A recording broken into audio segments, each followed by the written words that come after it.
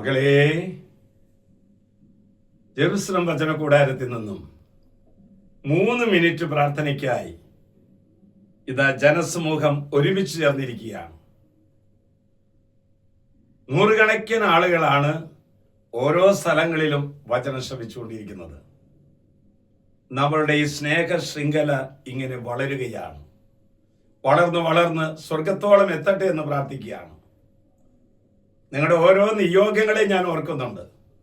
സങ്കടം അനുഭവിക്കുന്നവരുണ്ട്, രോഗികളായവരുണ്ട്, എത്ര പ്രാർത്ഥിച്ചിട്ടും ചില കാര്യങ്ങൾ നടക്കാത്തതിൻ്റെ പേരിൽ വേദനിക്കുന്നവരുണ്ട്, കരഞ്ഞ് കരഞ്ഞ് കണ്ണ് കലങ്ങിയവരൊക്കെ ഇതിനകത്ത് ഇരിക്കുന്നുണ്ട്. അവരോടൊക്കെ ആയിട്ട് കർത്താവിന് ഇന്നൊരു സന്ദേശം നൽകാനായിട്ടുണ്ട്. പ്രഭാഷകന്റെ പുസ്തകം 2-ാം അധ്യായം 4-ഉം 5-ഉം വാക്യങ്ങൾ. വരുന്ന ദുരിതങ്ങളെല്ലാം സ്വീകരിക്കുക. ഞെരുക്കുന്ന ദൗർഭാഗ്യങ്ങളിൽ ശാന്തത കൈവെടിയരുത്. സ്വർണം അഗ്നിയിൽ ശുദ്ധി ചെയ്യപ്പെടുന്നു. സഹനത്തിന്റെ ചൂളയിൽ കർത്താവിന് സ്വീകാര്യരായ മനുഷ്യരും. സഹനത്തിന്റെ തീച്ചൂളയിൽ കർത്താവിന് സ്വീകാര്യരായ മനുഷ്യരെ അവിടുന്ന് രൂപപ്പെടുത്തിയെടുക്കുകയാണ്. അതുകൊണ്ട് നമ്മുടെ ജീവിതത്തിൽ ഉണ്ടാകുന്ന ചെറുതോ വലുതുമായിരിക്കുന്ന സഹനങ്ങൾ, എന്ത് സഹനങ്ങളാണ് വന്നത് എന്നല്ല പ്രധാനപ്പെട്ടത്, ആ സഹനങ്ങളെ എങ്ങനെ സ്വീകരിച്ചു എന്നുള്ളത് വളരെ പ്രധാനപ്പെട്ടതാണ്. എല്ലാ വേദനകളും സഹനങ്ങളല്ല.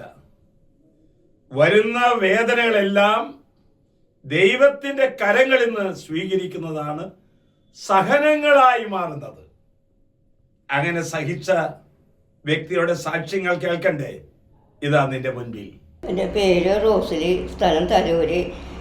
ഞാൻ സഹനപ്പൂക്കളിലുള്ളതാണ്. അച്ഛൻ്റെ പ്രയറിൽ കയറിയിട്ട് 1 വർഷത്തോളമായി. എനിക്ക് അലർജിയുടെ ഒരു അസുഖം ഉണ്ടായിരുന്നു. അത് ഈ പ്രാർത്ഥനയിൽ കയറിയതിന് ശേഷമാണ് എനിക്കത് കുറവായത്. എൻ്റെ മനസ്സിനെ അത്രമാത്രം സ്പർശിച്ച പ്രാർത്ഥനയാണ് ഇത്. യേശുവേ നന്ദി, യേശുവേ സ്തുതി, യേശുവേ ആരാധന. മകളെ, ദൈവം എല്ലാവരെയും സ്നേഹിക്കുന്നുണ്ട്. സഹിക്കുന്ന വ്യക്തികളെ കൂടുതൽ സ്നേഹിക്കുന്നുണ്ട്. ഇന്ന് ഈ ശുശ്രൂഷയിൽ സംബന്ധിക്കുമ്പോൾ നീ കൂടുതൽ സഹിക്കുന്ന വ്യക്തിയാണോ? നിന്നെ ദൈവം കൂടുതൽ സ്നേഹിക്കുന്നുണ്ട്. ആശ്വാസപ്രദമായ രാത്രി, പ്രതീക്ഷാ നിർഭരമായ പ്രഭാതം, സൽപ്രവൃത്തികൾ നിറഞ്ഞ ദിവസം നൽകി നമ്മെ എല്ലാവരെയും അവിടുന്ന് അനുഗ്രഹിക്കട്ടെ.